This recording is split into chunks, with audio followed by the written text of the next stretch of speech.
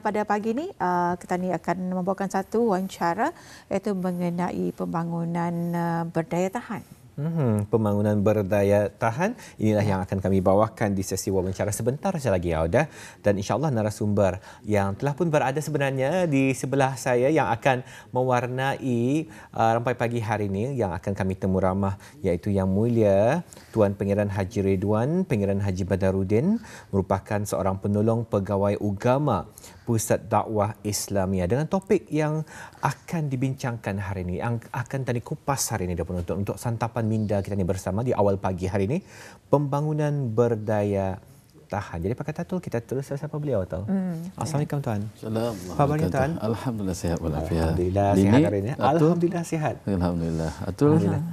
Jadi saya alhamdulillah sihat. Ya pasal makan tadi ni. Ya makan tadi saya mikirkan ni. Sebab saya dah pandai makan lamb. Jadi saya mikirkan boleh dah tukar daging tu. Daging sapi dah. Itu namanya bongkes tu. Tadi move on atau? Tadi move on. Teruskan. Sebab yang akan kita bincangkan ini mengenai dengan khutbah kemarin ya. Iaitu pembangunan yang berdaya tahan. Jadi sebagai mukadimahnya mungkin Ustaz ya boleh mengongsikan apa sebenarnya khutbah Jumaat kemarin pembangunan yang berdaya tahan. Silakan. Okey, terima kasih Dini dan juga Atul dan juga para penonton muslimin dan muslimat yang dirahmati Allah. Assalamualaikum warahmatullahi wabarakatuh. Bismillahirrahmanirrahim. Alhamdulillahirabbil alamin. Wa bihi nasta'in ala umurid dunya waddin wassalatu wassalamu ala asyrafil anbiya'i wal mursalin sayyidina Muhammad wa ala alihi wa sahbihi ajma'in. Jadi syukur alhamdulillah pada pagi ini kita akan bincangkan tajuk sebenarnya tajuk khutbah Jumaat kemarin tu bagi yang mendengar lah tu. Kadang-kadang waktu Jumatan ni faham-faham tadi. Di situlah tempat-tempat tidur lenanya jemaah-jemaah ketika itu dan sehingga kan sudah wabillahi taufiq hidayah baru terasa terbangun katanya kan bangun ni baru tahu. Kadang-kadang kata ni pun dah ingat apa tajuk apa isinya tadi ya.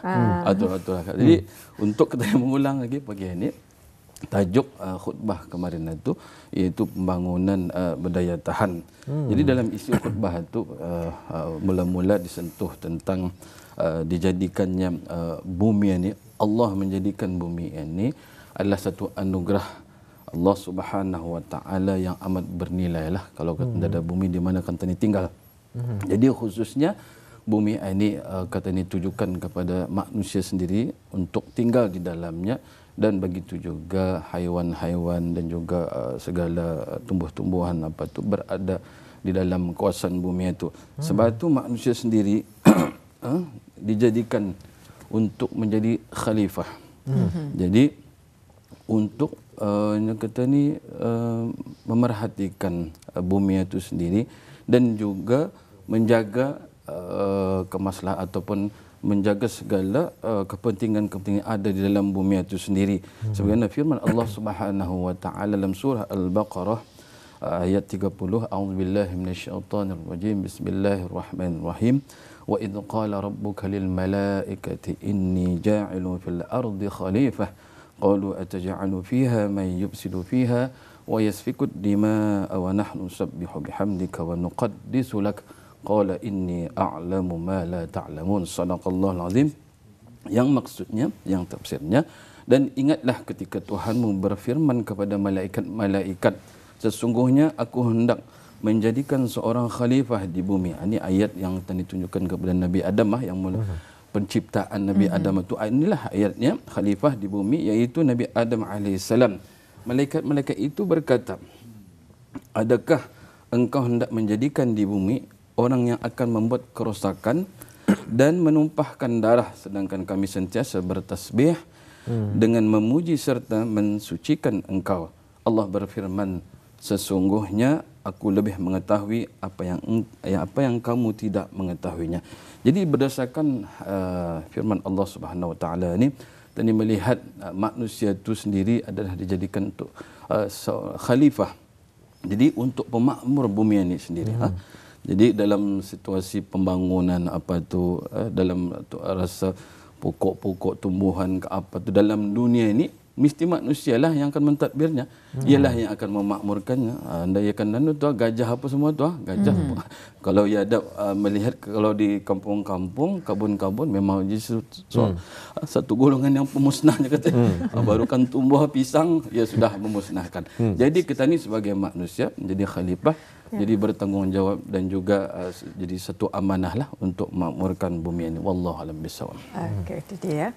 Antara mukadimahnya dengan tajuk yang kita bawakan hari ini, pembangunan yang berdaya tahan. Ya.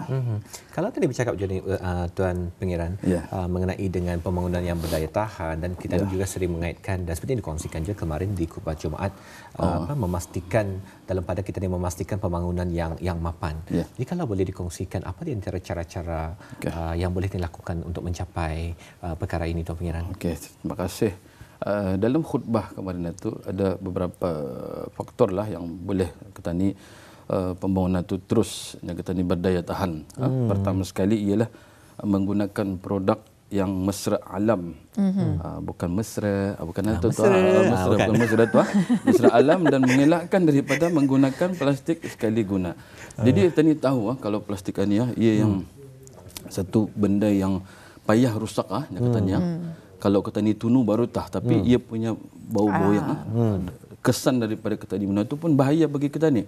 Dan juga kalau plastik ni ia akan payah rusak walaupun kita ni tanam bertahun-tahun. Dan ia akan lagi bahaya, ia akan kalau ia sudah lama di bumi ia akan mengeluarkan satu kata ni bau dan juga toksin ke apa tu akan keluar daripada bumi itu sendiri. Sehingga kan kita ni melihat juga di kawasan kita ni pembuangan dulu yang lama hampir kita ni di Sungai Karan ni masih ada kesan-kesan kita ni baunya, dan juga ada kesan-kesan macam kita ni dah berapa selesa dari segi udara tu kita ni masih ada tercium-ciumnya katanya.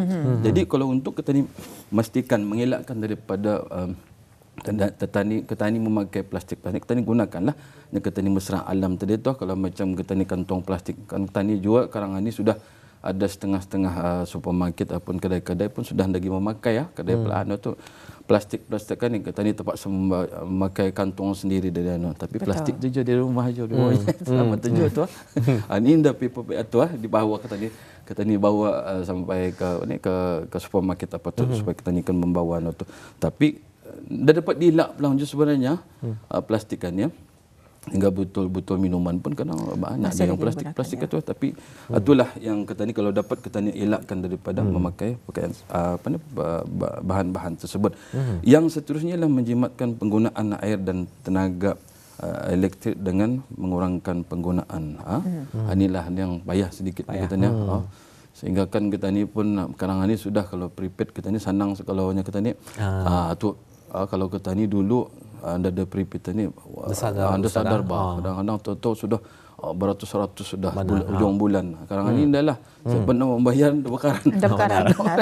Gelap. Toto tutup. Ada tahu tutup. Faham tapi tu panas juga. Tu jadi tu boleh je cantik je lah tu cara tu supaya kita ni lebih berhati-hatilah.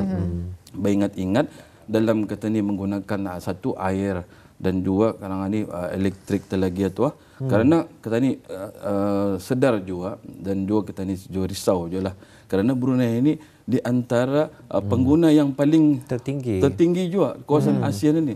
Kalau kita ni lihat dari segi penduduk tadi dah ramai dan juga negara tadi pun damit, tetapi terlebar juga top lagi tu top. Kalau top ni yang bisa okey dari kita ni top benda-benda yang kata ni orang lain pun Brunei macam itulah. Jadi kawasan ASEAN yang mana ASEAN itu sendiri kita ni melihat penduduknya berjuta-juta, tetapi yang penduduk Damitan itu pulang yang ranking di atas sekali.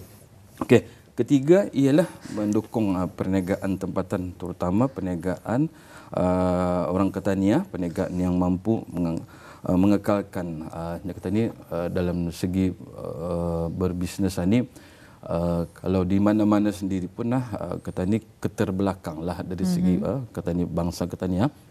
Tapi itulah yang bukanlah bererti kita ni itu kan merendah-rendahkan orang, tapi itulah hakikatnya bahawa Ketani ini sebagai pengguna ni mestilah menyokong orang-orang kata ni, walaupun macam mana pun pisang, kadang-kadang pisang apa ni kata ni sepiring RM2 tu Bali tu saja pisang kawasan sana tu macam pasar-pasar borong tu banyak orang-orang kata ni, kadang-kadang kata ni pun berfikir dengan apa untungnya.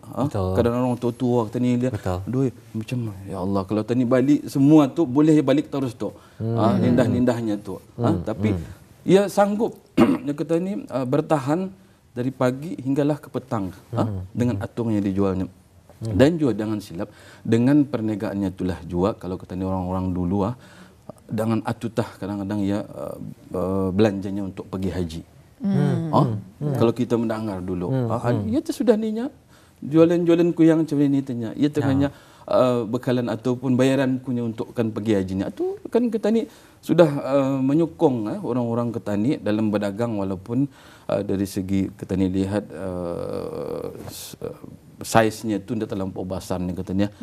Kadang-kadang katani berbisnes ni ada yang kalau berbisnes hari ni esok mau untung, esok mau kaya, atau kadang-kadang katani kalah lah tu atau berfikiran sudah macam tu. Jadi seterusnya ialah dalam membangun berdaya tahan ini dari segi keempatnya ialah ikut serta dalam inisiatif-inisiatif yang bermanfaat seperti katanya mungkin saja katanya melihat dalam TV pun dari segi bergotong royong ini ada lah. Macam tadi membersihkan masjid, tadi membersihkan kawasan-kawasan pasar-pasar. Karena ini katanya alhamdulillah aktif sudah bukan saja di negara di daerah Brunei Darussalam, tapi kita lihat di 4 daerah kita ni melihat perkara itu perlu diteruskan dan juga ada penanaman pokok ketua. Kalau terlihat pasal pokokannya ada juga memang ada kesan baiknya lah katanya. Kalau kita ni di bandar kalau ada pokok itu satu macam kita ni dah bernafas rasanya macam dah bernafas. Maksudnya itu kalau ada pokok-pokok tu satu mata nyaman memandang hijau-hijau apa tu. Duanya kita ni menghirup udara segar. Macam kita ni pernah kalau kita ni kan keluar negeri kalau ada yang macam kita ni ingin satu tempat-tempat sunyi, yang keduanya ia suka tempat-tempat yang banyak pokok, yang banyak bunga-bunga apa tu semua tu. Jadi untuk kan kita ni sudah bekerja ni ada dengan stresnya, dengan apanya, ada tenangnya apa tu. Jadi melihat pokok-pokok tu, kita ni ada udara-udara segar tu boleh menyamankan kita ni punya fikiran kita ni jadi tenang. Jadi kita ni punya pernafasan pun okey. Jadi semua itu boleh membantu kita ni dalam dari segi pembangunannya kita ni untuk kita ni berdaya tahan dari segi ketani sendiri mesti kita ni tahan juga sebenarnya, bukan pembangunan saja, ketani itu pun mesti je okey juga. Dari segi kesihatan kita ni dalam kita ni dalam bergotong royong dan juga kata ni ada penanaman pokok atu juga. Okey, atu boleh.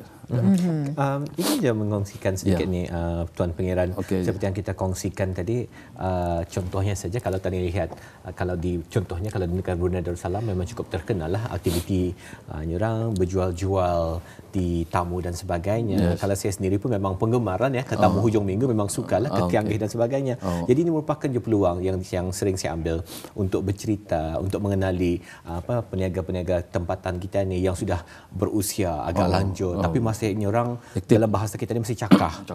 Masih cakah. Dan ditanya dari mana kita boleh gulayan ni kajah, ani sendiri menanam ninya. Ya yang ku jual tiap hari datang hujung minggu kemari, ya jual belanjaan harian. Jadi nampak juga macam warga emas ni pun masih sama-sama menyumbang dan mencari pendapatan sendiri dengan meningkatkan ekonomi keluarga dan sebagainya. Jadi kita ni mainkan peranan yang penting sebagai penduduk negara Brunei Darussalam untuk sama-sama ni menyokong support lokal lah dalam bahasa terma yang digunakan masa ni tuan. Jadi kalau boleh tanyakan ni Tuan Pangeran, Tuan Pangeran tadi mengongsikan lebih kurang dalam 4 barangkali langkah-langkah yang boleh dilakukan untuk dalam pada kita ni mencapai pembangunan yang mapan. Jadi mungkin ada yang tertanya-tanya ni Tuan Pengiran, macam mana aku akan mengajar anakkunya untuk memahami barang-barang ini. Kalau tadi boleh ambil contoh barangkali dari segi menghargai alam sekitar kita ni, menanam pokok dan menghargai hijau-hijauan. Mungkin kalau diterangkan macam dah faham je anakku tu. Jadi macam mana cara yang terbaik ni Ustaz? Okey, soalan yang bagus tadi. Dalam ketani dalam pembangunan yang berdaya tahan ini, ketani kadang fokus orang ketani ini saja, orang dewasa, jadi orang tua-tua gitu. Tapi sebenarnya ia berpunca kalau lebih baiknya itu dari kanak-kanak itu sendiri ya. Ketani ada menyentuh tentang bergotong royong dalam membersihkan itu, dalam gotong dalam ketani membersihkan. Kadang-kadang ketani mesti perlu terapkan bermula daripada rumah itu sendiri ya. Kadang-kadang ialah banyak juga sebahagian kanak-kanak ketani sudah leka dan juga lalai dengan gadgetnya tu kan. Kadang-kadang ketani tangannya yang menyapu, ketani yang memvacuum, semua ketani. Tapi dah secara langsung juga kadang-kadang kanak-kanak ini pun terfikir juga tani, tapi dalam waktu tani makan makanan tu tani itulah juga kadang-kadang sindir-sindirlah juga. Kami ini adakan kami hanya akan membersihkan dan itu, tapi kamu hanya untuk jadi penonton saja pun. Ya, betul Ustaz. Sindir-sindir sayang. Sindir-sindir sayang. Jadi ada juga kesannya dan melihat juga, ia melihat daripada contoh yang ketani lihatkan anak-anak tani itu kadang-kadang terlihat, ya Allah macam dari atas ke bawah tu ketani membersihkan. Dia okeylah hari pertama tu memanglah ya kadang ndak buat saja kan. Dia ni macam tu ngalih. Tapi ketani ia macam dada saja melihat ketani ngalih tu. Jadi ataupun diceritakan cerita pengiran ngalih mama laya. Ngalih kita mama berhenti tak dulunya. Atau nganya. Dan juga mari hak sekali aku main game macam mana tu Ustaz? Jadi itu kadang-kadang tu payah je tu, tani yang kalah pulang tu. Tani pun terlalai sampai kerja pun dah siap lainnya.